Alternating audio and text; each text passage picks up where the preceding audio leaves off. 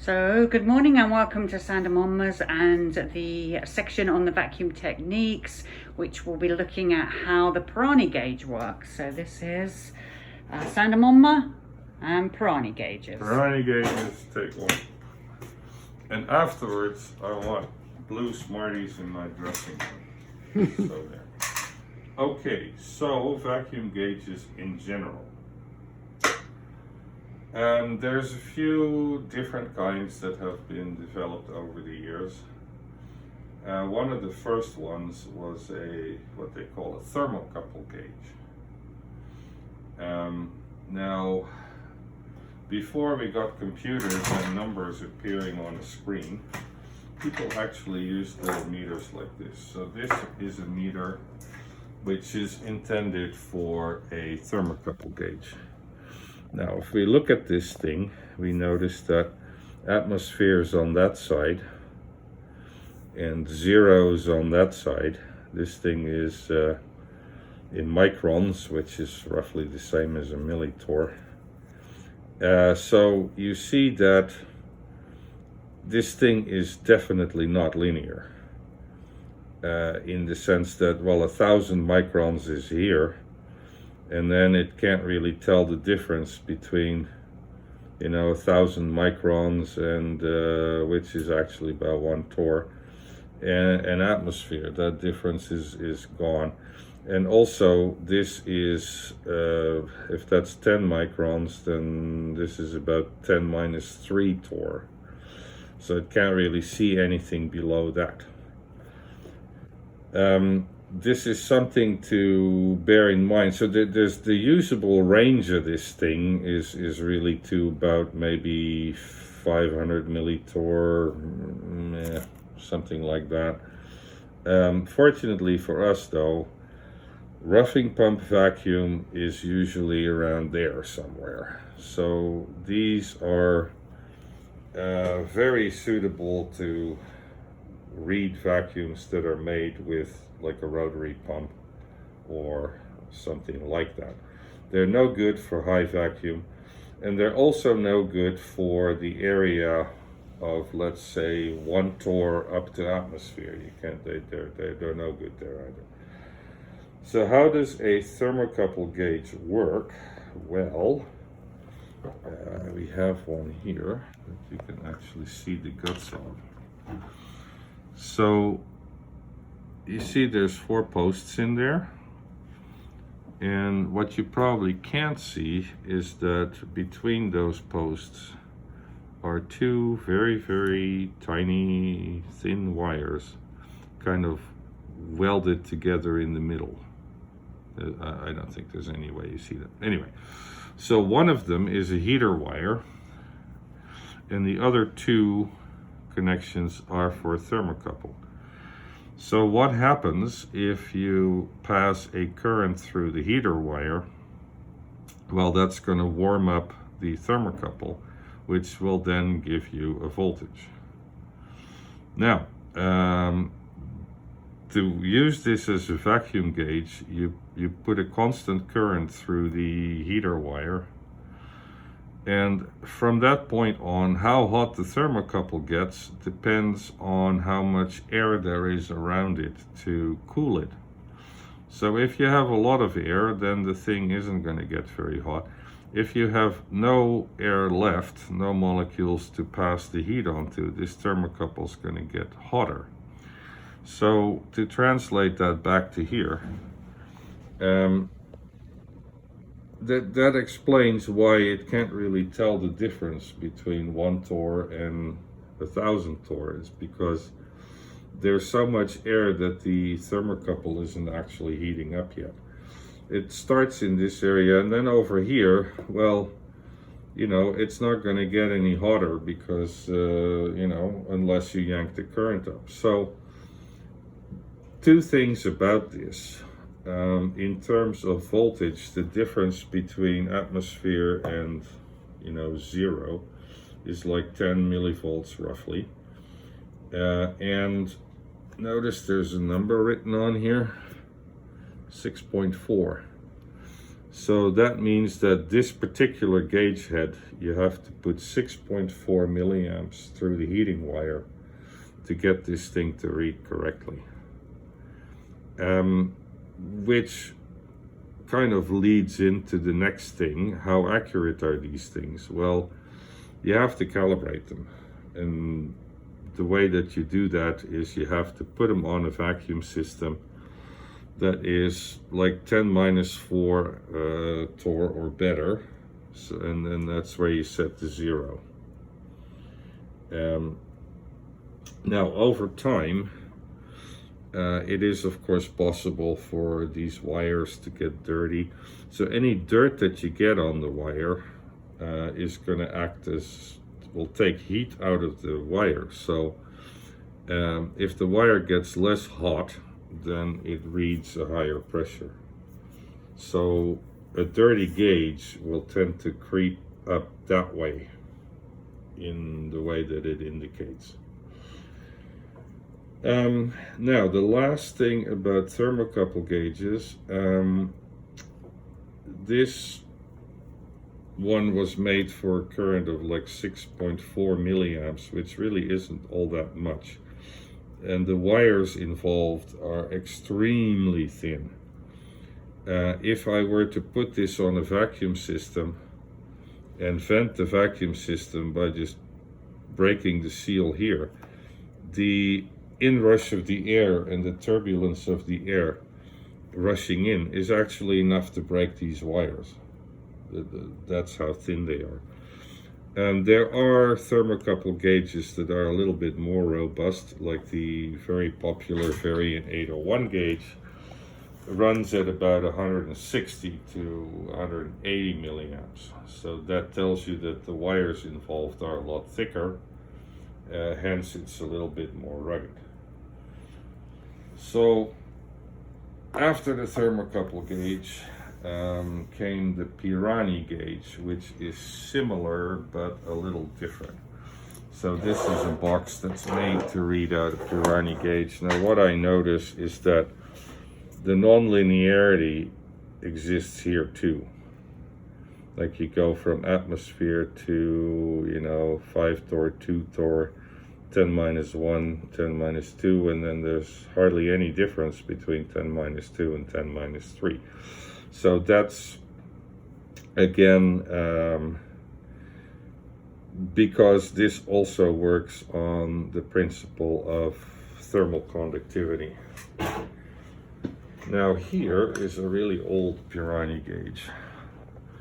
So if you can see, I'm not sure if you can see it, but there is a thick wire, and in between that is a very, very, very thin spiral.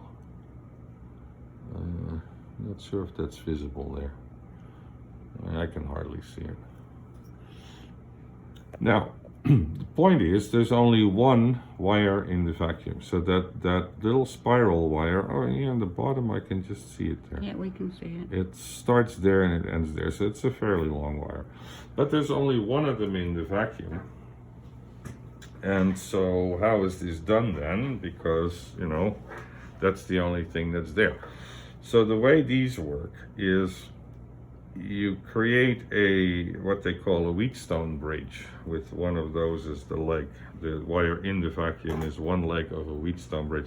Look that up on Wikipedia what that is, but it's how things were measured in the old days. Now, as again, similarly to the thermocouple gauge, you pass a current through that wire, so it'll tend to warm up. How warm is it going to get? Well, that depends on how much air there is. So principally it's very similar to the thermocouple gauge. There's only one wire, and you don't have these 4 wires. There's only one wire in the vacuum, so these were a little bit easier to manufacture. Plus, you can do all the rest of the Wheatstone bridge. You see how these variable resistors are here. Like you can, if you were to loosen the little screw, you could move that slider around. This is how you calibrate it. get it into balance at atmosphere, and then just like the thermocouple gauge. What happens when this thing gets hot is the resistance changes. The resistance goes up, which throws the bridge out of balance, and that's where you get your signal from. So similar but different. Now there's one variety on these, which is invented by Granville Phillips, and they called it a convectron.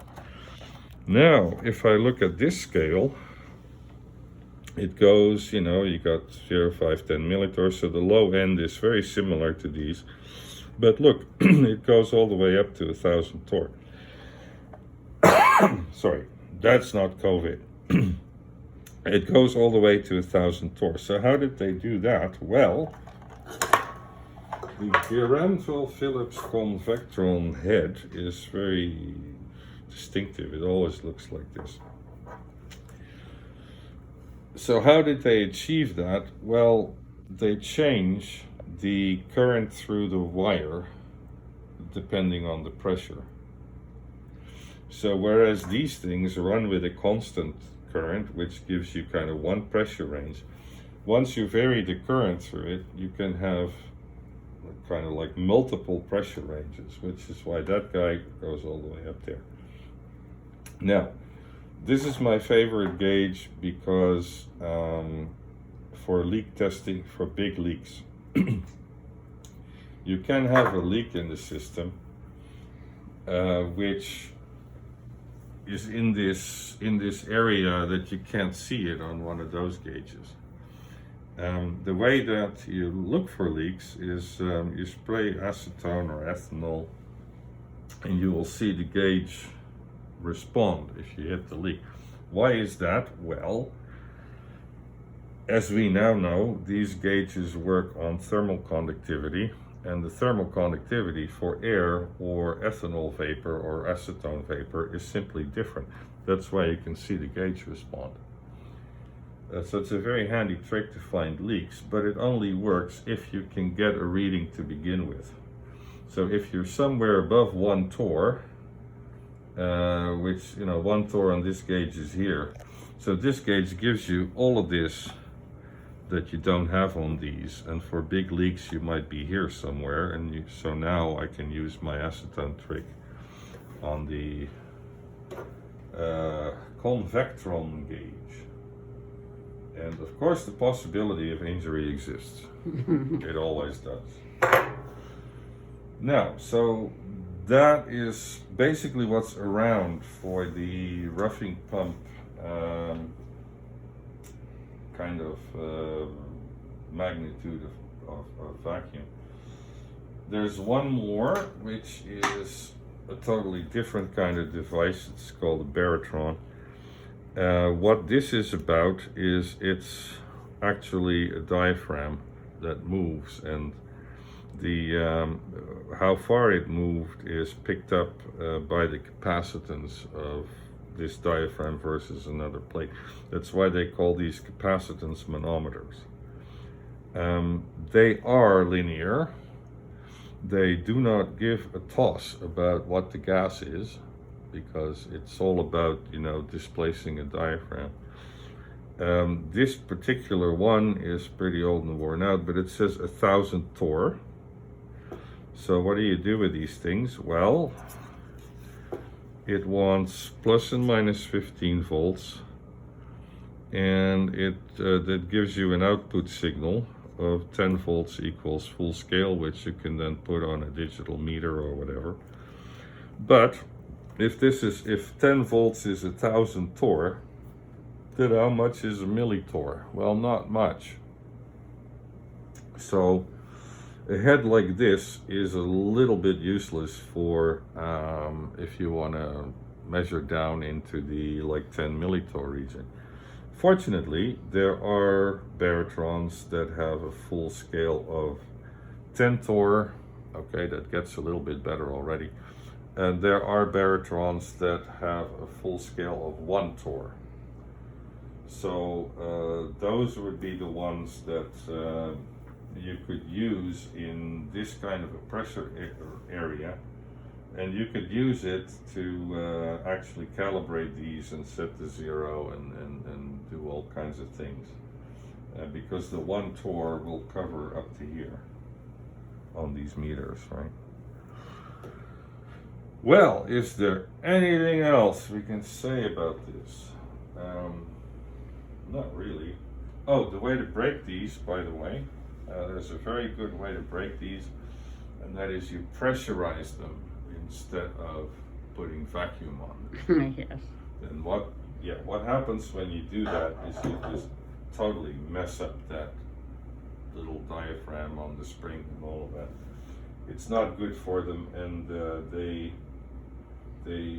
rarely ever recover from something like that.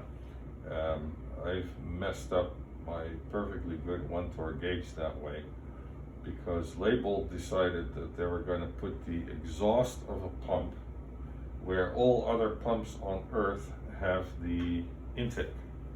You know how the intake's always by the motor and the exhaust is always in the casing. Well, with these Labels, no. The intake's actually in the casing, the exhaust is by the motor.